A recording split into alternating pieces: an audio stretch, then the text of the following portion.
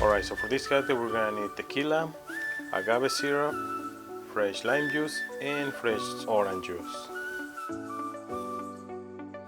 We're gonna start by rimming a glass with tajin,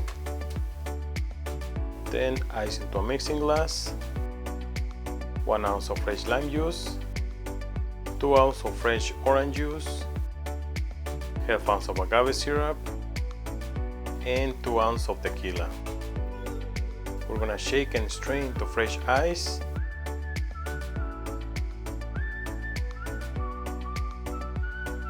And we are ready to garnish. Don't forget to subscribe for more recipes.